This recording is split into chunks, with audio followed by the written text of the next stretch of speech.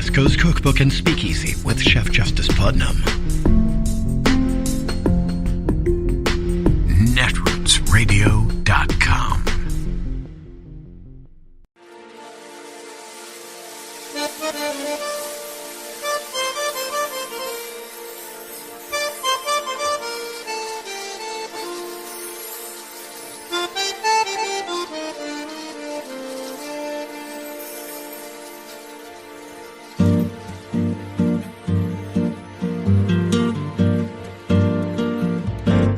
Je voudrais du soleil vert, des dentelles et des théières, des photos de bord de mer, dans mon jardin d'hiver. Je voudrais de la lumière, comme en Nouvelle-Angleterre. Je veux changer d'atmosphère, dans mon jardin d'hiver. Ma fleur sous la pluie de novembre, tes mains qui courent, je n'en peux plus de t'attendre. Les années passent, il est loin, là je tombe. Nul ne peut nous entendre. Je voudrais du Fred Astaire, revoir un latte. This current COVID resurgence is hitting one state especially hard, Florida. That's where Governor Ron DeSantis is finding his long effort to attack basic proven COVID safety measures is blowing up in his face, but far more importantly, it's blowing up in the face of his constituents. COVID cases and hospitalizations there in Florida breaking all-time records. Experts say the state's ICUs look like a, quote, war zone. This is a time when states need objective, sober leadership. But DeSantis is only doubling down on his partisan ideological approach, blaming everything from the media to immigration policy for what is happening in his state, instead of addressing what he and the state government can do now to curb the spread. Obviously, media does hysteria. Joe Biden has taken to himself to try to single out Florida over COVID. You try to fearmonger. He's imported more virus from around the world by having a wide open southern border. And this has been a really negative thing throughout this whole thing with some of these, quote, experts, some of the media. While DeSantis talks about these, quote, experts with scare quotes, the actual experts and leaders are the people figuring out how to help Americans deal with this, people who face the risk of infection or death. And that's regardless of whether they're in a red or blue state. The federal government now jumping in with emergency measures to try to help Florida, trying to combat some of his failures there from the DeSantis administration, sending 200 ventilators, 100 nasal kits. This is literal triage. And that is actual government leadership and policy. And while the policy tools to combat COVID have evolved over the past year and a half, DeSantis has not. He seems very eager to just keep relitigating fights over lockdowns, which aren't even the main thing going on right now, or masking, when the urgent issue in Florida right now starts with getting people vaccinated, despite what has been a very effective levels of right-wing disinformation and other problems. And the other issue in Florida, if you're making a list that would be high on it, is getting more government support to the hospitals and public institutions on the front lines. But instead, DeSantis has been sticking to his talking points. There will be no lockdowns. Got to thank the president for his support of Florida. The question is we can either have a free society or we can have a biomedical security state. Just as the SEALs surmounted obstacles to bring Osama bin Laden to justice, some of these people get put out there all the time when they've been dead wrong over the last year. So too would the Martin County school system find a way to provide parents with a meaningful choice. Make America great again. Let me tell you this, if you're coming after the rights of parents in Florida, I'm standing in your way. I'm not going to let you get away with it.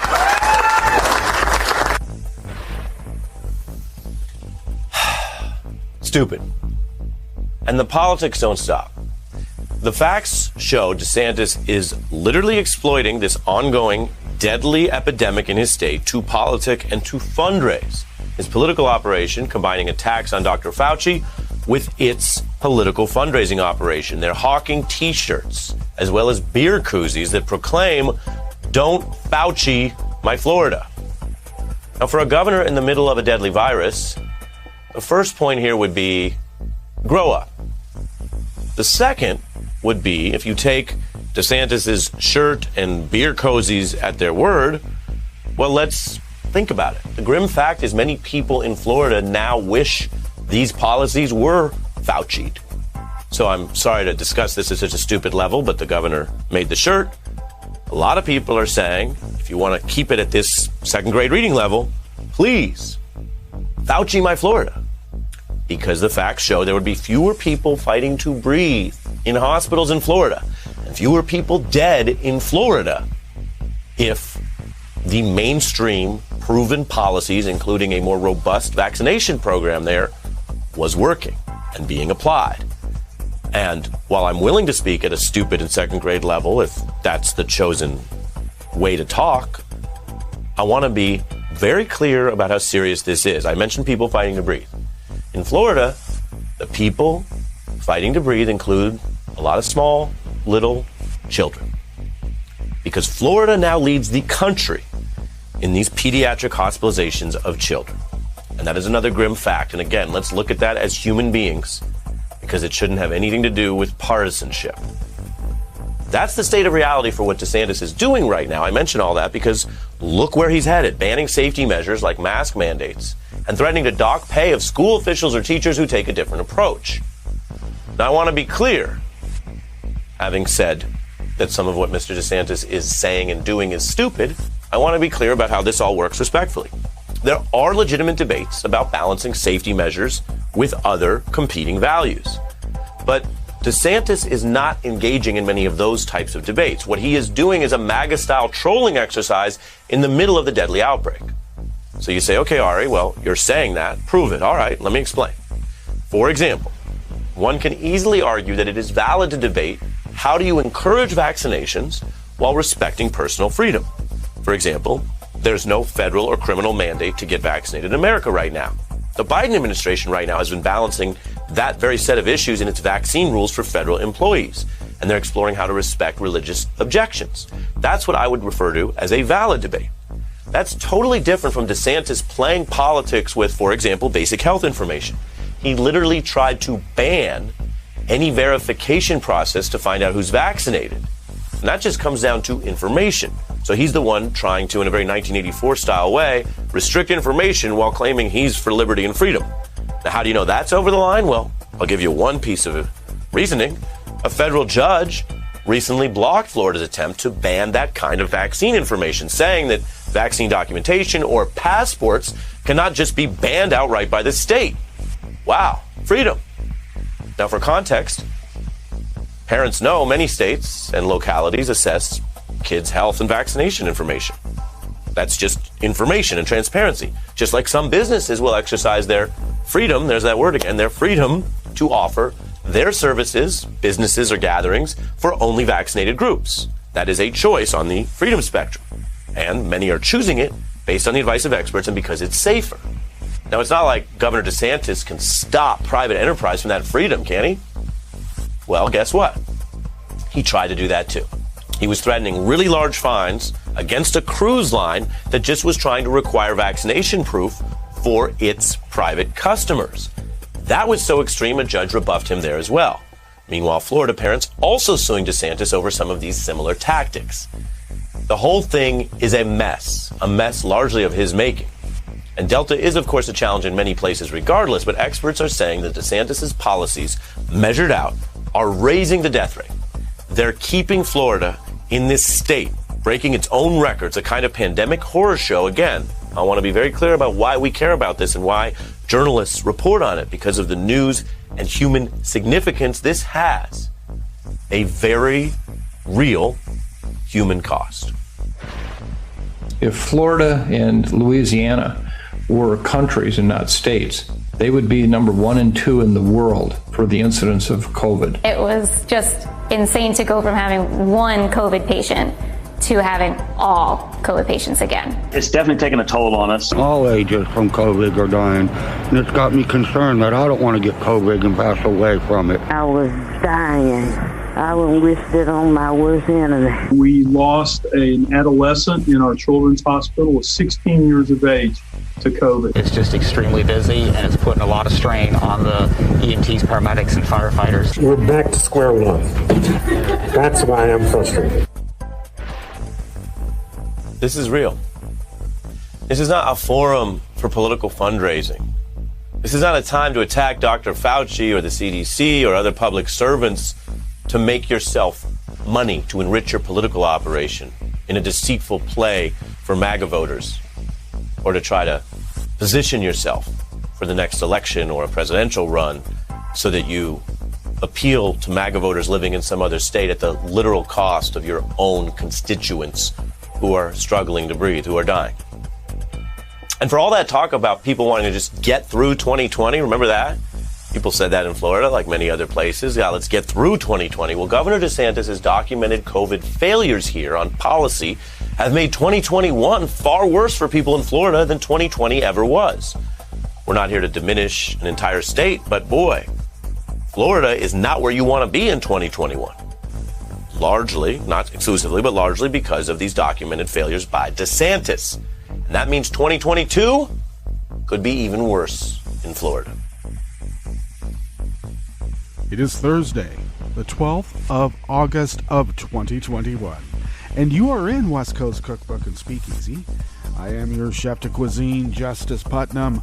Gunner the English Bulldog is our snoozing sous chef, and our daily special is Metro Shrimp and Grits Thursdays. A little bit of jambalaya, a little bit of spice in your life. Yeah, just a little bit, all right? Okay, so it looks like the former guy, I guess that's how he's officially known in, well, official circles. He is out making proclamations on Twitter. Well, really, his spokesperson, Liz Harrington, and I gotta tell you, looks a lot like John Barron, at least in written style. Issued a proclamation from the president, the 45th president of the United States. I don't know how he gets away with it, but he is. In which he divulges that he has been in negotiations with the Taliban. And for some reason, that's gives him cred to insult Joe Biden and the rest of the Western world for saying, we got to get out of Afghanistan. 20 some odd years, endless war. So if Trump has been in negotiations with the Taliban, as he has claimed, yes, it's the T word, traitor. That's right. Now, I suppose he'll get some lawyers somewhere, or, maybe even the U.S. Department of Justice lawyers will just take the case on because, the best interest of what they want to do in the future would argue that the war in Afghanistan wasn't a war, it was a police action. So since it was a police action, we can do anything we want. Oh, really? Yeah. Congress abdicated their power to declare war and gave it to the executive, and the executive can say, it's just a police action, so we don't have to follow the rules of war. Neat trick if you can get away with it, and they have been since Vietnam. Or some might even argue Korea, which was another police action that goes on to this day. Did you know that? Yeah, you did. We're all of a certain age. And, they used to teach that in schools. Because it wasn't too much before we became conscious, sentient beings. With volition. So, I guess a lot of the ones that we didn't really... Maybe we did. I associated with some dimwits back in the day, but also associated with some who were quite intelligent, but their moral fiber was something to be suspected. And that suspicion proved out over the years when they became adults. So I guess like playing in the dirt. You got to play in the dirt to develop immunities to all those dangerous microbes that might kill you if you had never been exposed to them before. Which brings us to Mini Trump DeSantis. He is following a strategy. Herd immunity, I think, is part of the gambit. But his officials, see, this is how apparently in the diminished capacity of the conservative, or shall we just say right-wing Nazi mind, that science is one of polarities. Push and pull. He has his experts, and the experts have their experts. So he has to fight the experts, but he has to have his experts fight the experts. Because the experts do not agree with what Ron DeSantis needs to be able to advance his political career. And if your whole political ideology has been predicated upon disaster capitalism, do you notice how quickly they jump to make money when there's a catastrophe? Only I can save you from these falling buildings. These falling buildings falling all around you, this is an example of them. Yeah, but you've been here. You won't let anybody update the building codes. Yeah, well, that's anti-business. What are you, commie? So now public health is socialism. Of course it is. I guess. We used to just call it the American way. What's wrong with these people? I'll tell you. It starts with N and ends with AZI. They have always been here. Hell, they had big old rallies in Madison Square Garden. Could have gone the other way. We could have had a President Lindbergh. And I got to tell you, except for his engineering prowess, a lot dimmer than they said Gerald Ford was, who was not really that dumb of a guy. But he exuded dim-witness, didn't he? Yes, he did. And Lindbergh, outside of his engineering and flying prowess, let's not forget that, was pretty much a dimwit. And those are the ones who are so easily manipulated. Now, I guess you could go both sides it. After all, Orwell was addressing the Nazis and Soviet Union. So, it's kind of weird. I don't really look at Stalin as being of a liberal mind. But I guess he is. I don't know. But in terms of how these polarities supposedly exist, they don't exist on a bar. They exist in a circle. So there's a very small distance between the Nazis and their totalitarian goonery and the Soviets with theirs. Not on a bar, but in a circle. Okay, an ellipse. If you want to get it technical in terms of how the universe works, as we know it. Okay.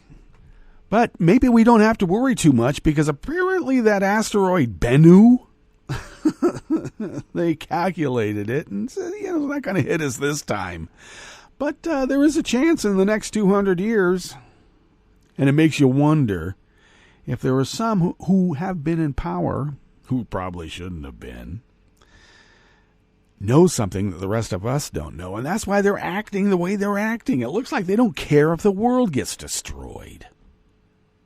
Because if Bennu's going to destroy it anyway, hey, let's try to make as much money as we can now. We're not going to make it when we're dead. God. Is that where we're at? Okay. I'm just saying that I don't think that the hunter-gatherers stayed around and was hunting-gathering when the impending lava flow was coming their way. I think they kind of ran.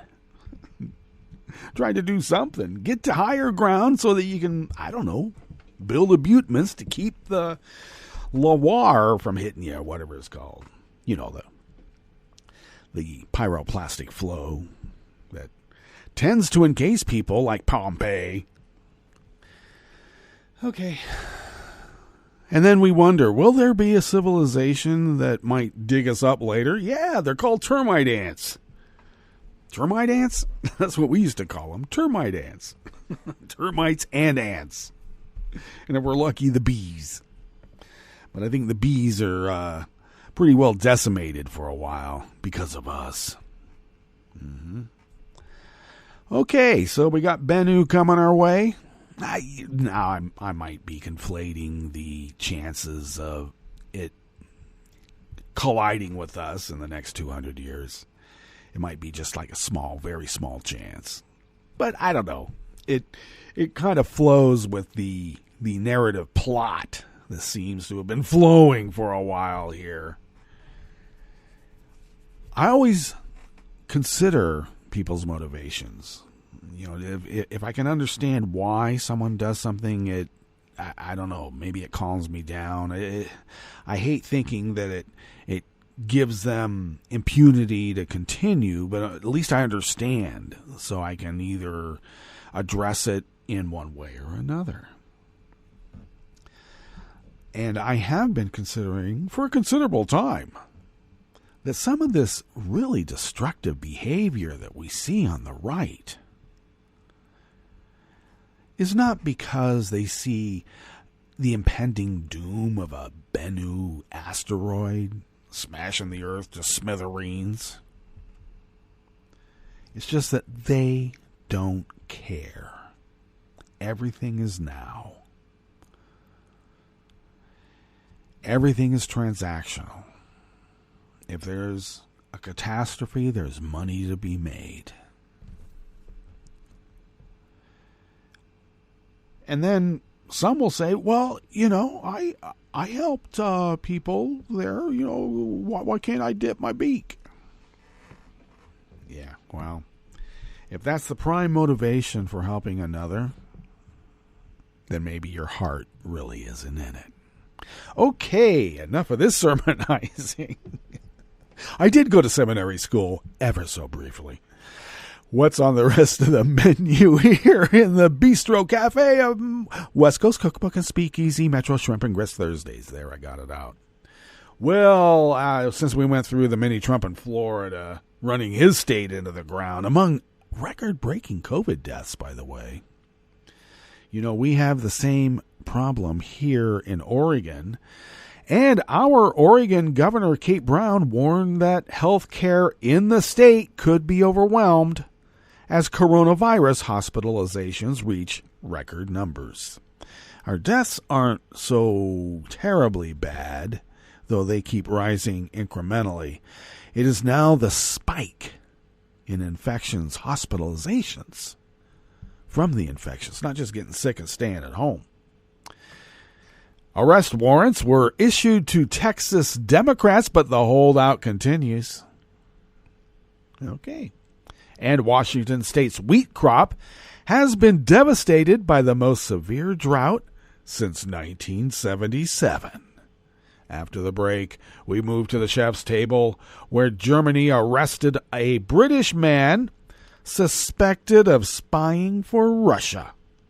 And the Black Sea oil spill is much bigger than first thought. Vlad, we know you so well.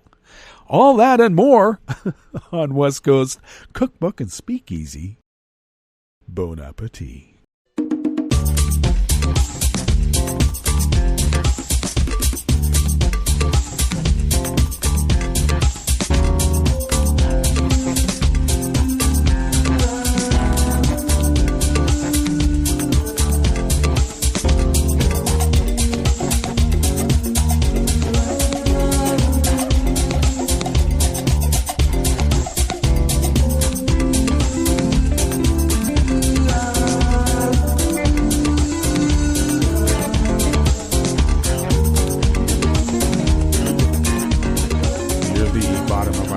page at netrootsradio.com. There is to the right of the page the chat room link, and the chat room is monitored by Kelly Lincoln, and we thank her. Now off to the left is the link to our Patreon page. And if you could become a Patreon of Netroots Radio, it would be great. So if you could afford a monthly Patreonage, how about an espresso type coffee drink? Could you send those funds our way? Once a month, and we will stretch them beyond compare anyway. And then we will pay our bills, and then we will fly under the radar and keep resisting every day against this Nazi takeover of America, the United States. Thank you for your generosity. If you would like to follow Netroots Radio on Twitter, you can do so at Netroots Radio, and Tom takes care of that. Thank you, Tom. I won't sing it. Follow me on Twitter at Netroots Radio. I post the show notes. No, don't follow me at Netroots Radio. Follow me at Justice Putnam. I post the show notes and links diary on Daily Codes about 10 minutes before showtime, and then post that up on Twitter and other social media platforms, and you know who they are. Yes, indeed. Follow the show on Twitter at Cookbook West, and please do pick up podcasts by way of Spreaker, Stitcher, TuneIn, iHeart, YouTube, iTunes, and wherever podcasts can be found. They're everywhere. Okay, enough of this joking around. We have actually very serious and tragic news because, well, I guess we can get into another rant about people denying the way the world works because they want the world to work for them. Well, that's nice. So much for adaptability of the species, eh? Well, this first offering here in the Bistro Cafe of West Coast Cookbook and Speakeasy is out of the Associated Press by Sarah Klein. Governor Kate Brown yesterday, Tuesday, announced a statewide indoor mask requirement in Oregon as coronavirus hospitalizations and cases reach record high numbers in the state and healthcare systems are overwhelmed. Beginning on Friday, the 13th, by the way. I wonder if Q's going to take that and run with it. I'm just being rhetorical. Everyone who is 5 years or older in Oregon, regardless of vaccination status, will be required to wear masks indoor public spaces. Brown had urged local officials to implement their own mandates, but almost none did.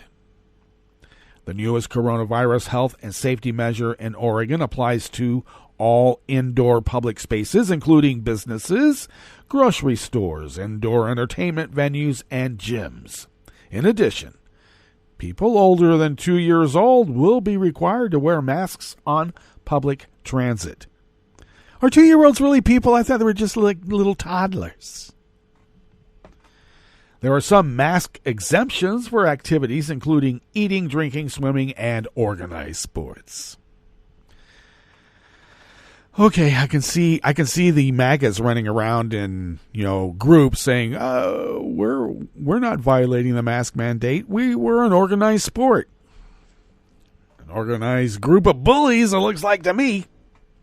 Well, the mask mandate comes as the state on Wednesday yesterday. I'm sorry. I don't know. My days are all messed up. When she talked about this on Tuesday, that was the day before yesterday. Where am I? Anyway, we will continue.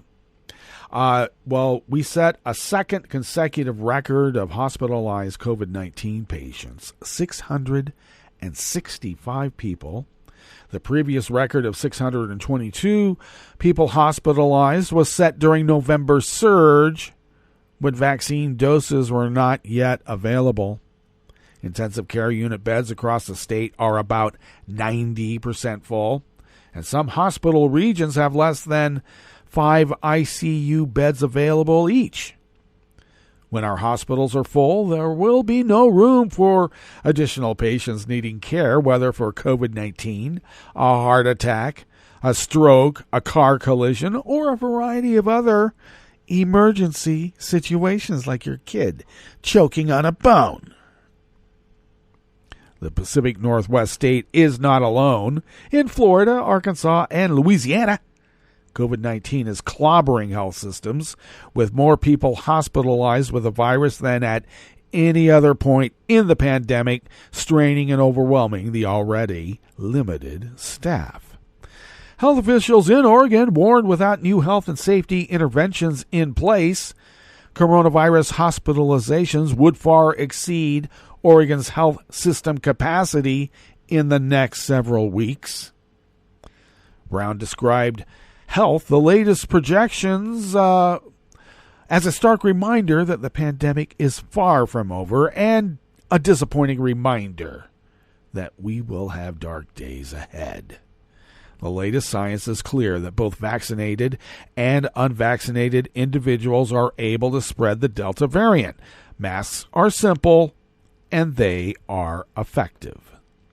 Oregon is the third state, joining Hawaii and Louisiana, to require vaccinated and unvaccinated people to wear masks inside public spaces statewide. The mandates emerge amid a surge in coronavirus cases, hospitalizations, and deaths in the U.S., driven by the highly contagious Delta variant.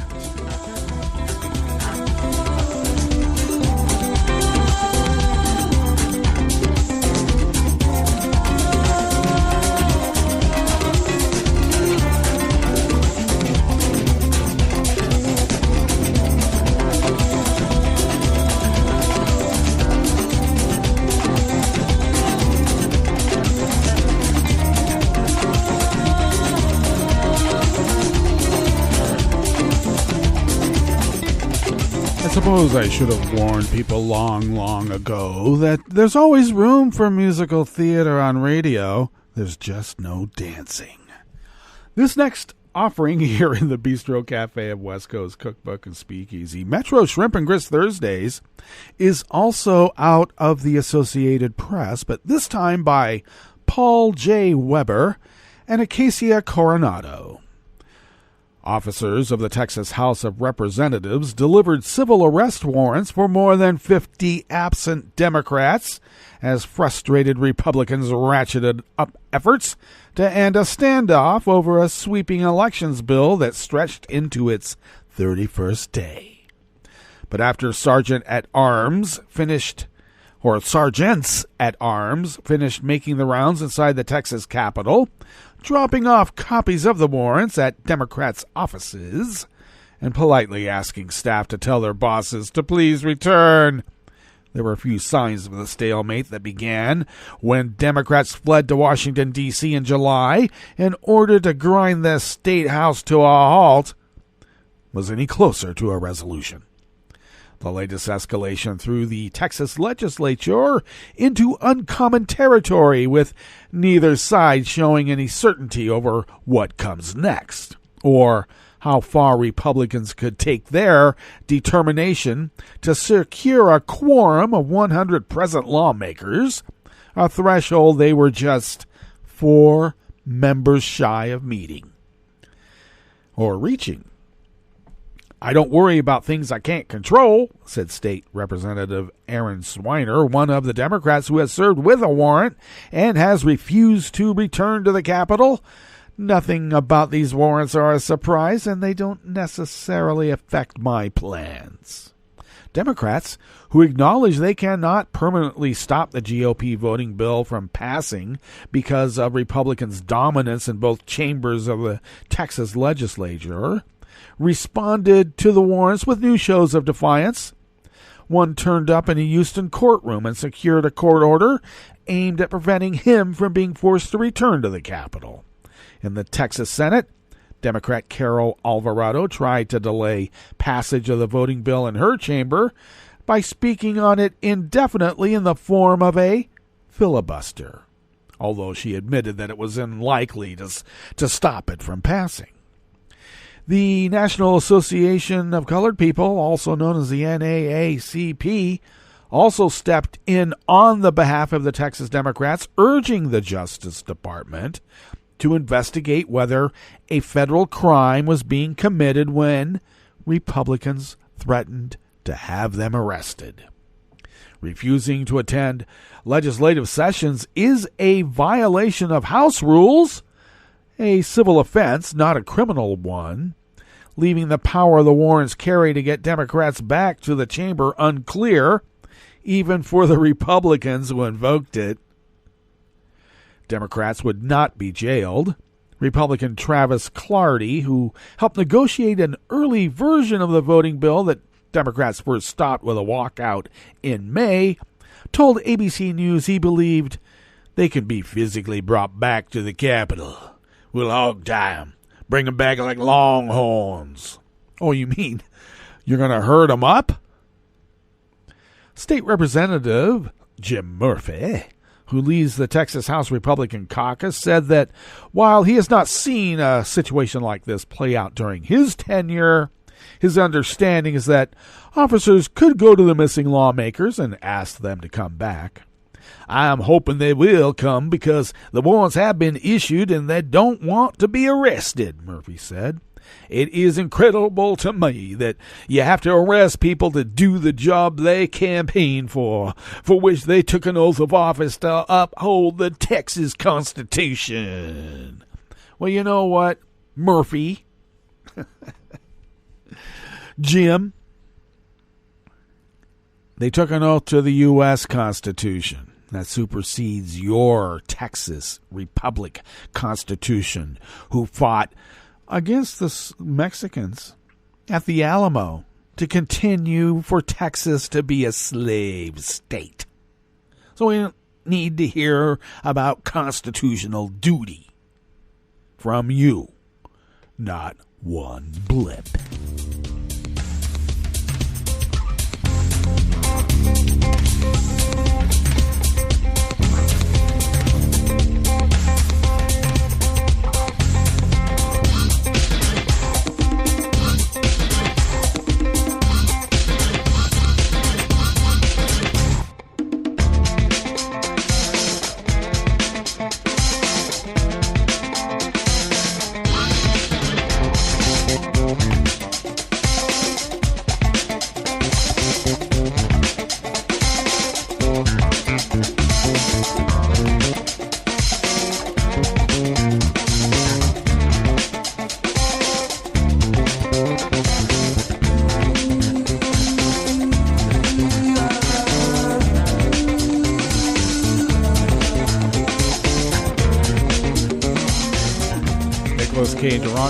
Of the Associated Press brings us this final offering here in the Bistro Cafe of West Coast Cookbook and Speakeasy.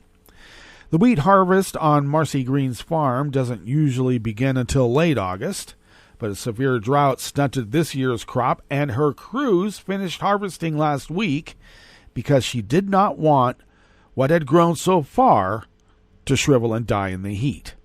It's the same story across the wheat country of eastern Washington state, a vast expanse of seemingly endless stretches of flatlands with rolling hills along its edges that produce the nation's fourth largest wheat crop. It's been devastated by a drought the National Weather Service has classified as exceptional and the worst since 1977. This is definitely the worst crop year we have had since we started farming 35 years ago, said Green, whose family is the sixth generation of the same farming land just south of the city of Spokane. She estimated her farm's wheat crop this year at half of normal and of poor quality. Green grows soft white winter wheat, a variety that is prized in Asian countries because it is excellent for making pastries, cakes, cookies, and noodles. At least Green will have some wheat to sell. Some Washington wheat farmers produced almost none because of the drought.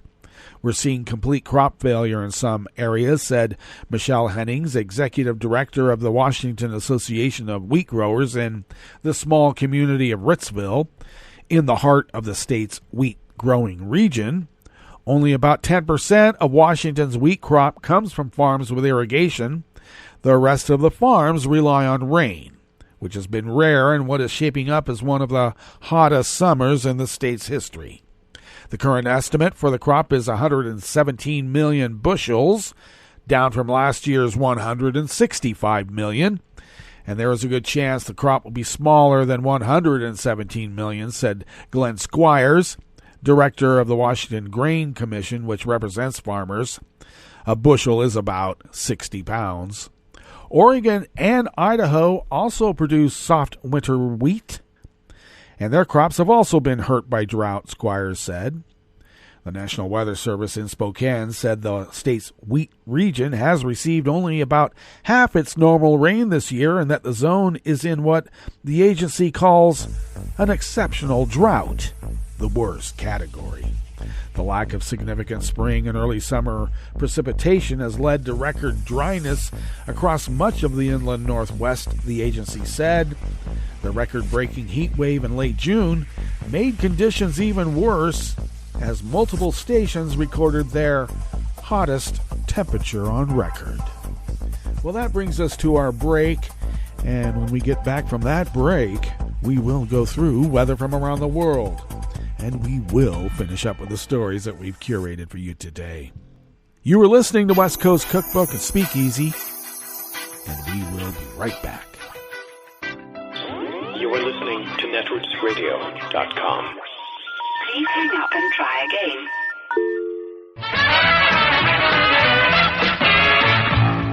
From a point at sea to the circles of your mind, a new force is at work for planetary transformation. New radio for a new Earth.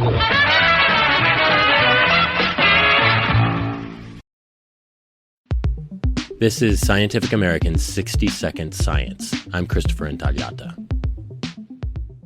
Songbirds can migrate for thousands of miles across the globe, and they have a lot of tools to help them find their way. They can use the stars, they can use the sun, they can use smell, they can use landmarks, they can use more or less anything that'll help them.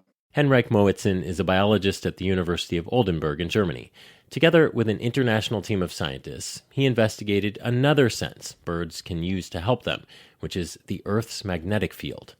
Peter Hoare is a physical chemist on that team at the University of Oxford in the UK. We know that the magnetic sensors are in the birds' eyes, in their retinas, and the most likely molecule was the protein cryptochrome. But here's what they didn't know. How does that light-sensitive protein, cryptochrome, actually help the birds sense magnetic fields? To find out, they made some, starting with the genome of a European robin, which is a migratory species. Basically, we have taken the genetic code from a night migratory songbird, put it into a bacteria cell culture, asked this cell culture to make this protein, and then we send this protein to Oxford. Moritzen's colleagues in Oxford then shined blue light on those protein samples, which transformed them into magnetically sensitive molecules. As they did that, they exposed the proteins to a magnetic field, which caused two competing chemical reactions to occur. And we've been able to show that these chemical reactions are affected by quite weak magnetic fields. In fact, the strength of that magnetic field influences how many of the proteins go down one of those chemical reaction pathways versus the other. Now, what happens next in a bird's eye isn't totally clear, but they think one of those magnetically sensitive reactions produces a form of the protein with a different shape, which might cause it to interact differently with other proteins in the bird's cells. And that, in turn, might trigger a cascade of messaging which would allow the bird to sense the magnetic field. We also have some indications that it looks like the migratory bird cryptochromes might be more sensitive to magnetic fields than a chicken cryptochrome, for instance, which doesn't migrate. And that's just one more piece of evidence that the cryptochrome protein might underpin the robin's magnetic sense. The findings appear in the journal Nature. This experiment only tested the protein's outside bird's eyes. Someday, the scientists hope it might be possible to measure this effect inside the animals themselves to get what you might call a truly bird's eye view. Thanks for listening. For Scientific American's 60 Second Science, I'm Christopher Intagliata. Hi, it's Tom. Could we humbly suggest your donation to netrootsradio.com? All we've got to run this 24-hour powerhouse of progressive resistance radio is what comes out of our own wallets. And you are our biggest donor. And it doesn't take much, $3, $5. Just go to the bottom of our netrootsradio.com page and hit our secure donate button. Heck, you can even make a recurring contribution. So donate what you'd like at the bottom of our netrootsradio.com's homepage. Because you are our biggest donor. netrootsradio.com. Together, we are Resistance Radio.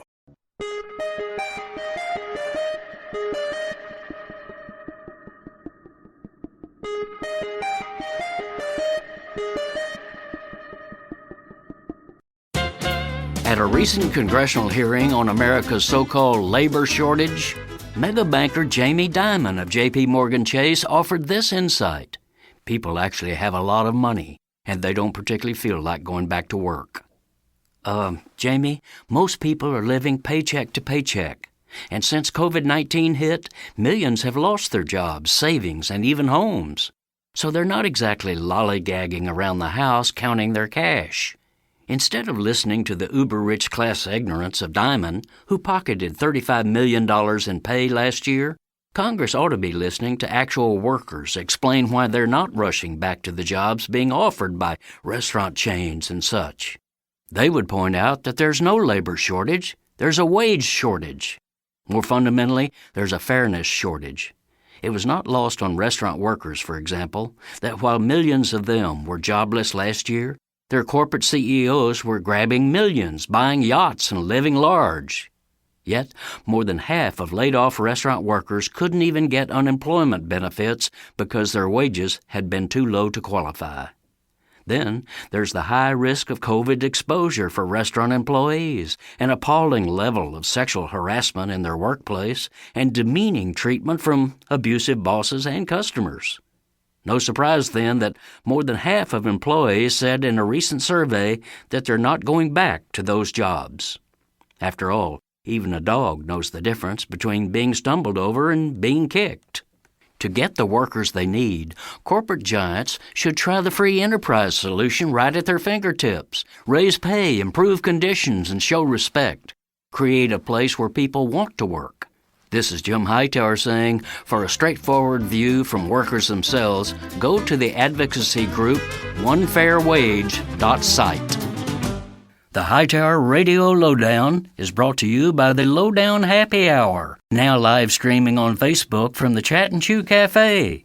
So grab a libation, pull up a virtual chair, and join our freewheeling conversations with political mavericks, musical agitators, and kick-ass grassroots groups. The Lowdown Happy Hour will connect you to good trouble activists who are building people power across America.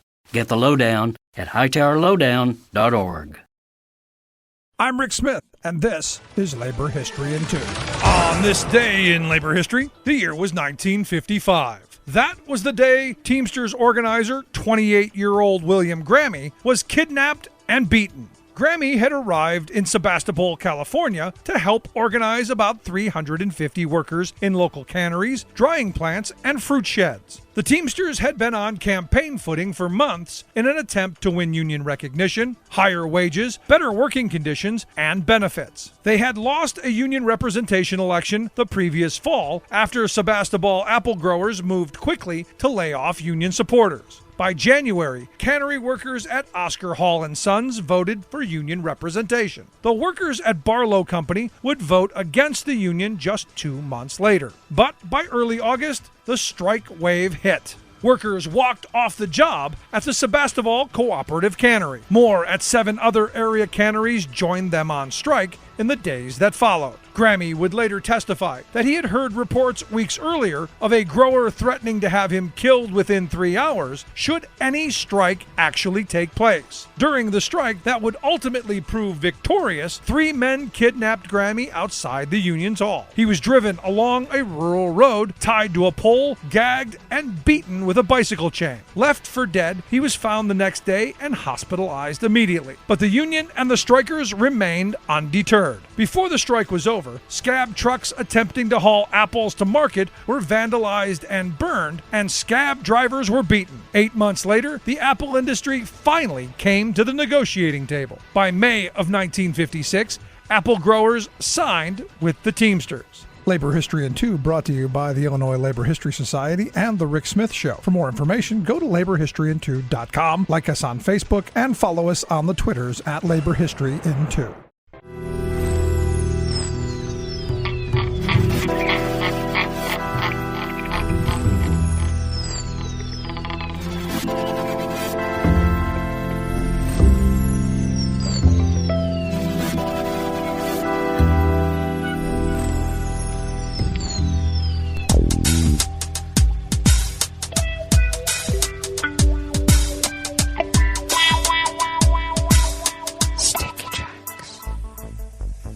Thank you for accompanying us here to the chef's table at West Coast Cookbook and Speakeasy, Metro Shrimp and Grits Thursdays. We always begin weather from around the world along the banks of the Rogue River in the Rogue River Valley of Southern Oregon on the west coast of the continental United States of America, where it is currently 65 degrees Fahrenheit, expecting a high of about 106 to 108, and we will have sunshine and clouds mixed throughout the day, with winds out of the northwest at 5 to 10 miles per hour. Partly cloudy early tonight with increasing clouds overnight. Lows in the low 70s, winds out of the northwest at 5 to 10. And intervals of clouds tomorrow with sunshine. We will be very hot. Highs around 106, winds out of the northwest at 5 to 10 miles per hour. Now, as we specified in the first offering in the Bistro Cafe part of West Coast Cookbook and Speakeasy of the spike in infections of coronavirus, it is shown here again that we are one of the counties that are leading the state in those infection rates. Confirmed cases in Jackson County in the southern part of Oregon now stand at 140,004. Almost 80 infections overnight. Our deceased remain at 166, though. That only went up by 2 a couple of days ago. Grass pollen is rated as low right outside the window here in the Rogue River mothership, though the air quality index for the region is unhealthy for sensitive groups at 113 parts per million, though I was outside and it didn't smell too bad, but we better make sure we're shut in because that's going to be very bad for even healthy types. Take care. The daytime UV index is very high at 8. Barometric pressure in the region is holding steady currently at 29.98 inches. Visibility is down to 2.5 miles, and relative humidity is at 63%. Weather from around the world is brought to you by a crowd of crowdsourced weather stations that are crowdsources from around the world. London is 70 degrees and cloudy. Paris is 87 and sunny. Rome is 99 and fair, 99 degrees Fahrenheit. They call it fair, even though they have a heat advisory, or actually a heat warning, which we have an excessive heat warning here in our region. And their warning also includes a loss of the electrical grid. So if you have air conditioning in Rome, you probably won't. Kyiv is 77 and fair. Kabul is 86 and fair. Hong Kong is 80 and mostly cloudy.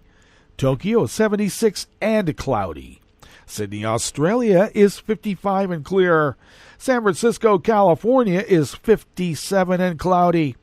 And New York has a heat advisory warning because you stand right now at 87 degrees Fahrenheit and rising, and it is sunny. And that is weather from around the world, brought to you by a crowd of crowdsourced weather stations that a crowd crowdsources from around the world.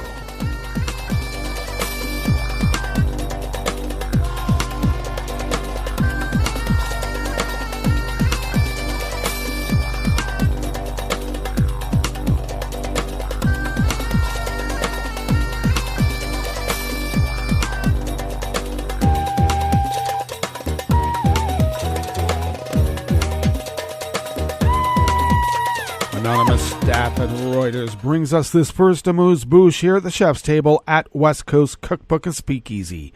German police have arrested a British man who worked at the British Embassy in Berlin on suspicion of passing documents to the Russian intelligence service in exchange for cash.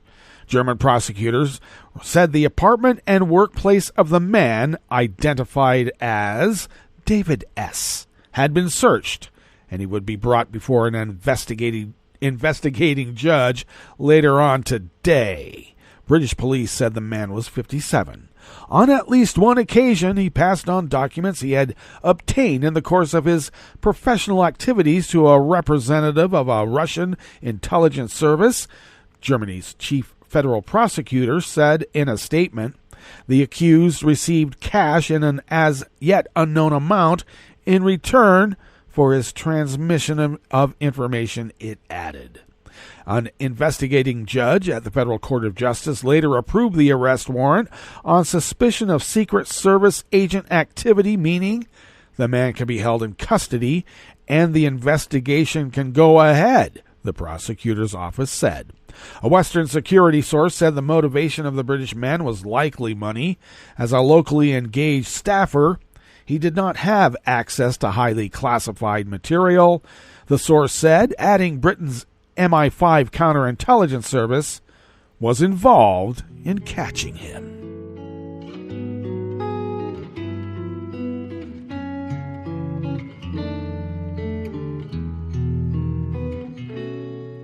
Je te donne ce mon amour pour la vie entière.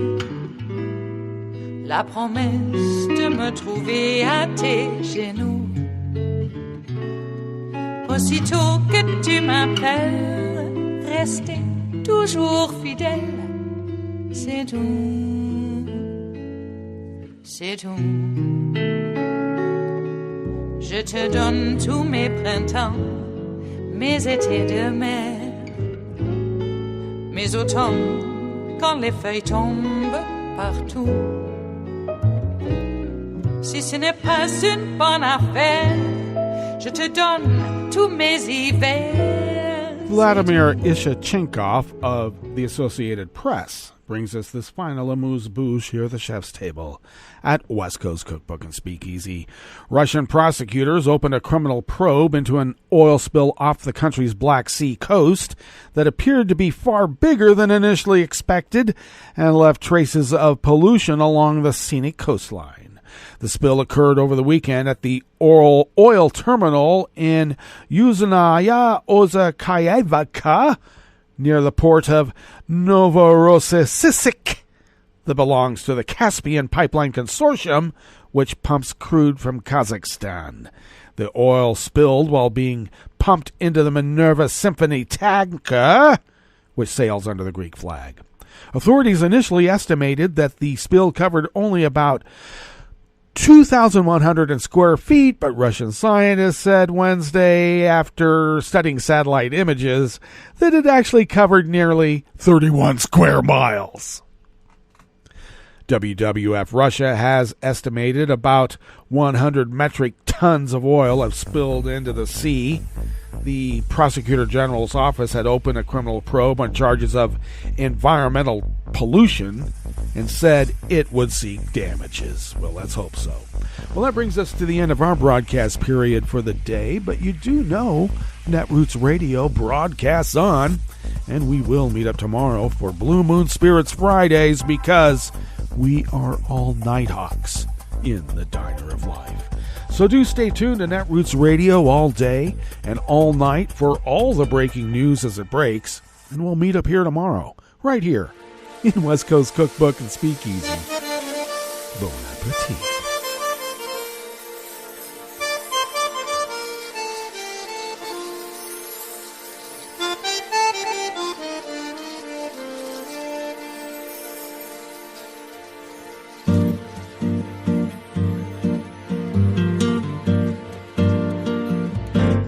Je voudrais du soleil vert, des dentelles et des théières, des photos de bord de mer, dans mon jardin d'hiver. Je voudrais de la lumière, comme en Nouvelle-Angleterre. Je veux changer d'atmosphère, dans mon jardin d'hiver. Robe à fleurs, sous la pluie de novembre, tes mains qui courent, je n'en peux plus de t'attendre. Les années passent, qu'il est loin, là je tombe. Nul ne peut nous entendre. Je voudrais du Fred Astaire, revoir un latte Goël. Je voudrais toujours te plaire dans mon jardin d'hiver. Je veux déjeuner par terre, comme au long de golfe clair, t'embrasser les yeux ouverts dans mon jardin d'hiver.